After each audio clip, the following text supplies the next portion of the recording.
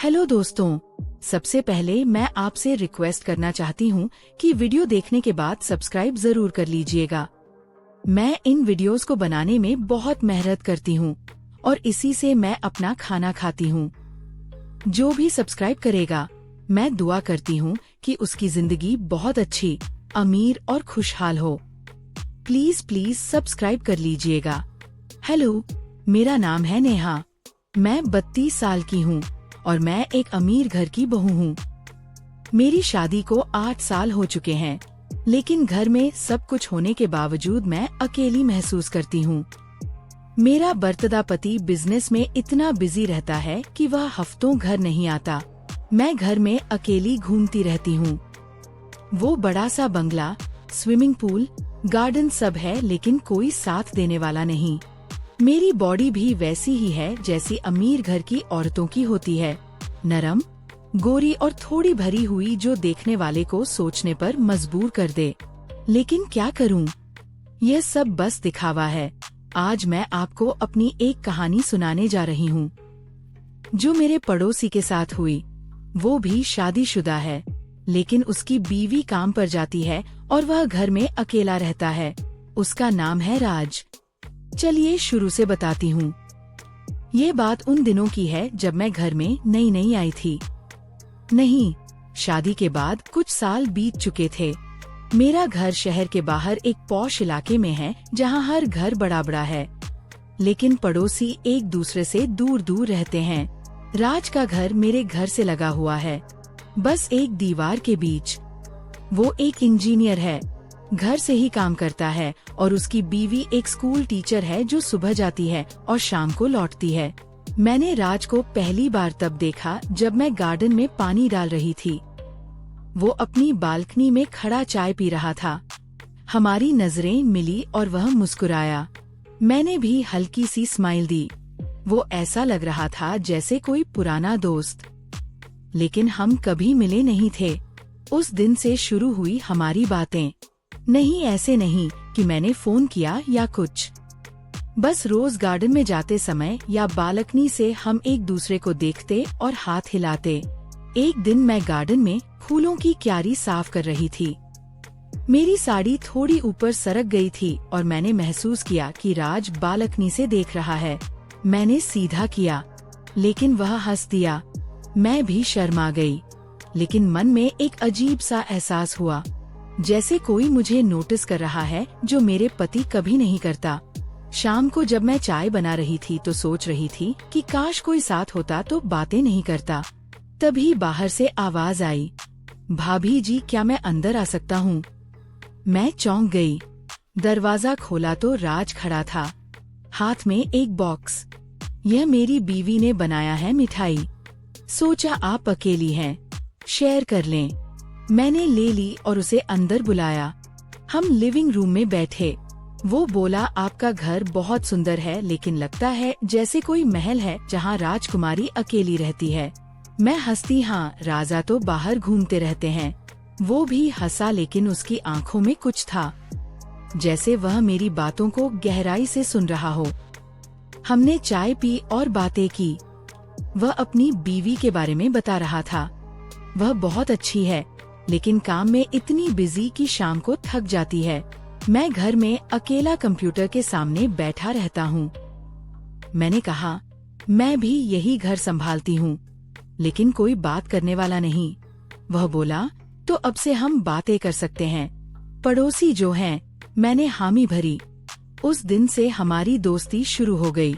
अगले दिन सुबह मैं किचन में थी, ब्रेकफास्ट बना रही थी। बाहर गार्डन से आवाज आई। राज फोन पर बात कर रहा था। मैंने खिड़की से देखा। वो शर्टलेस था, जिम कर रहा था। उसकी बॉडी फिट थी जैसे कोई मॉडल।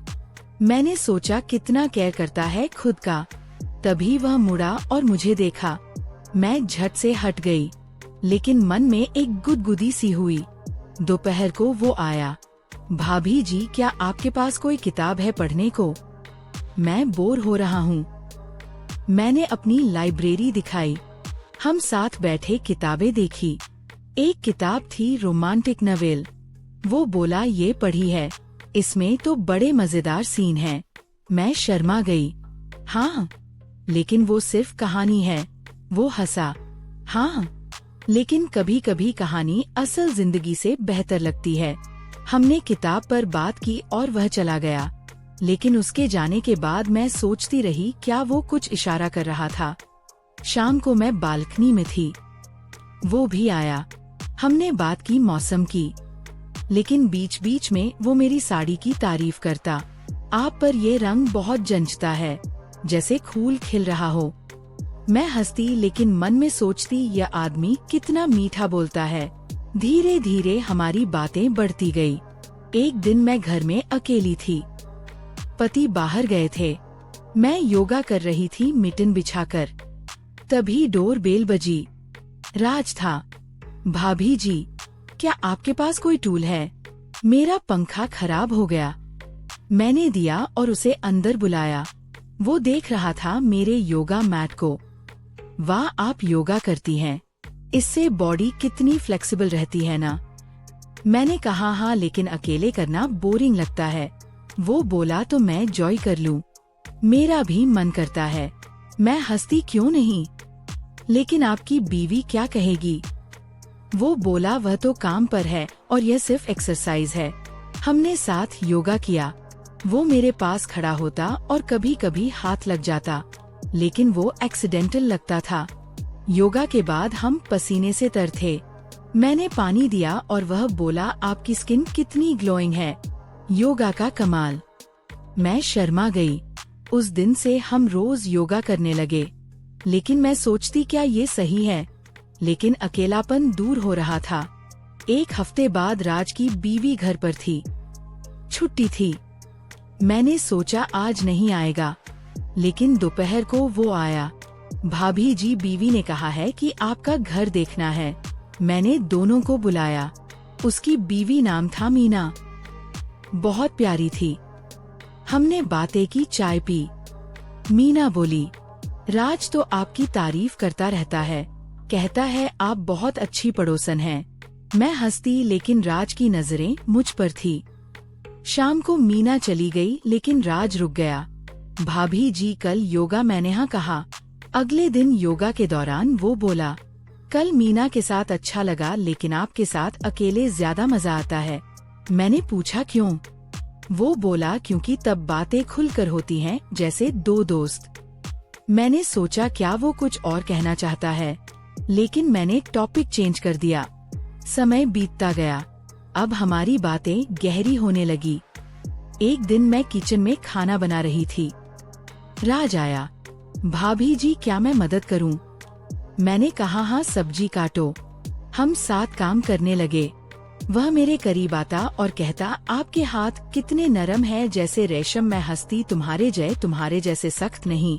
वो बोला सख्त चीजें कभी कभी नरम जगहों पर अच्छी लगती हैं। मैं चौंक गई, लेकिन हंसती सोचा शायद मजाक है। हमने खाना बनाया और साथ खाया। वो बोला ये खाना मीना से बेहतर है क्योंकि इसमें आपका स्पर्श है।